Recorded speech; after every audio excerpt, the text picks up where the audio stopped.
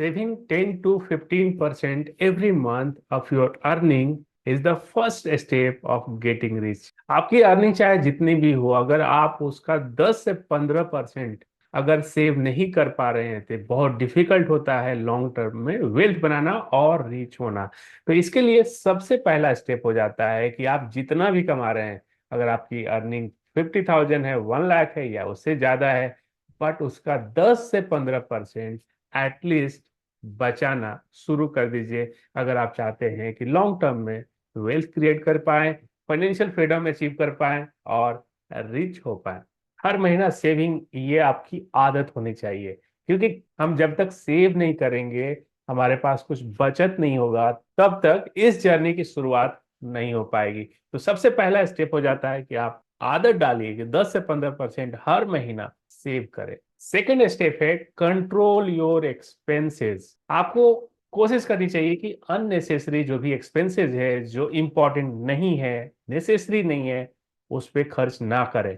और इस तरह से आप बचत कर पाएंगे, क्योंकि अगर आप अननेसेसरी चीजों में खर्च करेंगे तो आपके पास बचेगा नहीं, तो आप सेव नहीं कर पाएंगे और फिर ये जर्नी शुरुआत करना बहुत ही डिफिकल्ट हो जाता है। और अननेसेसरी एक्सपेंसेस को कंट्रोल करने के लिए आप चाहे तो बजटिंग कर सकते हैं, मंथ का बजट तैयार कर सकते हैं कि कहाँ पे एक्सपेंसेस करने वाले हैं, ताकि आपको पता हो कि इस चीज के लिए ही खर्च करना है और इतने पैसे बचाने हैं। तो ये हुआ सेकेंड स्टेप। अब बात कर लेते हैं थर्ड स्टेप का, और थर्ड स्टेप है improve your current skill set to earn more. आपके पास जो भी स्किल सेट है जिससे आप अर्निंग करते हैं, उसको इम्प्रूव करिए ताकि आपकी अर्निंग और ज्यादा बढ़ पाए, क्योंकि अर्निंग बढ़ेगी तो आपकी सेविंग बढ़ेगी। आपके पास जो भी स्किल सेट है जिससे आपकी अर्निंग होती है, उसको कोशिश करिए बेटर करने का, ताकि आपकी अर्निंग बढ़ते रहे। साथ ही साथ अगर आपको एडिशनल स्किल की जरूरत हो जिससे आपकी अर्निंग बढ़ सके, उसे भी डेवलप करना चाहिए, ताकि आपके पास एक से ज्यादा इनकम सोर्स बन जाए। आपके पास जितने भी ज्यादा स्किल सेट रहेंगे या अर्निंग के सोर्स रहेंगे, उतना जल्दी ही आप ज्यादा पैसे कमा पाएंगे और आप अरे रीच बनने की जो जर्नी है उसे जल्दी कंप्लीट कर पाएंगे। अब बात कर लेते हैं चौथे स्टेप की, और वो है make money work for you. इसका मतलब ये हुआ कि आपका पैसा आपके लिए अर्निंग करना चाहिए। और अर्निंग किस तरह से होगा? आप अच्छे जगह पे इन्वेस्ट करके अर्निंग बढ़ा सकते हैं। अर्निंग का मतलब है, अगर आप वैसे इंस्ट्रूमेंट में इन्वेस्ट करते हैं जहां पे रिटर्न अच्छे मिल रहे हैं, तो ये भी आपके लिए एक सोर्स ऑफ इनकम बन जाता है। आपका पैसा जब मल्टीप्लाई होता है तो ये भी आपके लिए एक सोर्स ऑफ इनकम बन जाता है। लॉन्गर टेन्योर में आपको काफी ज्यादा वेल्थ क्रिएट करके देता है। हालांकि इन्वेस्टमेंट आपको वैसे जगह पे करनी चाहिए जो आपको पता है, या आप एक्सपर्ट की सलाह से ही इन्वेस्ट करें। आपको पूरी कोशिश करनी चाहिए कि वैसे जगह इन्वेस्ट ना करें जो आपको वो इंस्ट्रूमेंट पता ना हो, जहां पे लॉस होने के चांसेस हो। तो इससे आपको बचना चाहिए। भले ही आपको रिटर्न कम मिले, बट आपका कैपिटल प्रोटेक्टेड होना चाहिए। अब बात कर लेते हैं पांचवें स्टेप का, और वो है प्रोटेक्ट योर मनी। आपने अभी तक जो भी पैसे कमाए हैं, जमा किए हैं, उसे प्रोटेक्ट करना भी उतना ही इंपॉर्टेंट हो जाता है। एग्जाम्पल के लिए, अगर आपने हेल्थ पॉलिसी अभी तक नहीं लिया है तो आपको लेना चाहिए, क्योंकि अचानक अगर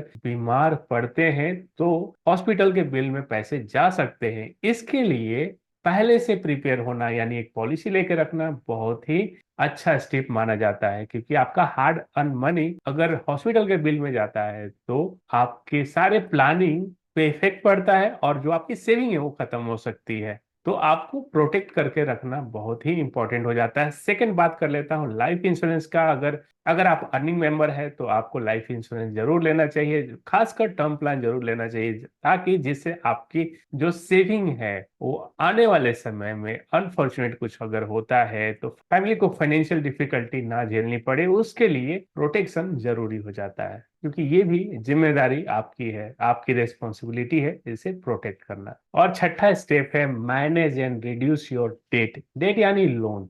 कोशिश करिए कि आप कम से कम लोन ले। हालांकि अगर आप एसेट बनाने के लिए लोन ले रहे हैं तो कोई इशू नहीं है, बिजनेस के लिए लोन ले रहे हैं तो कोई इशू नहीं है, बट अननेसेसरी चीजों के लिए लोन ना ही ले तो ज्यादा बेटर है। क्योंकि आपका हार्ड अर्न मनी ज्यादा से ज्यादा इंटरेस्ट में चला जाता है, और इसकी वजह से आप वेल्थ क्रिएट नहीं कर पाते हैं, और रीच बनने की जो जर्नी है उसमें काफी रुकावट आ सकती है। तो आपको सोच समझ के ही लोन लेना चाहिए, जहां पे जरूरी है वहां पे ही लोन ले, अदरवाइज कोशिश करें कि पहले आप पैसे सेव करें और फिर आप परचेज करें अगर आपको कुछ परचेज करना है तो ये 6 स्टेप्स थे जो आपको हेल्प कर सकते हैं रिच बनने में, आपको फाइनेंशियली फ्रीडम दिलाने में और एक हैप्पी लाइफ जीने में। हाय, मेरा नाम सुनील श्रीवास्तव है और मैं इस चैनल पे बात करता हूँ फाइनेंशियल फ्रीडम के बारे में, फाइनेंशियल प्लानिंग के बारे में। एक बार वापस रिपीट कर लेते हैं ये 6 स्टेप कौन कौन से। तो पहला था start saving 10 to 15% of your earning on monthly basis. Second, control your expenses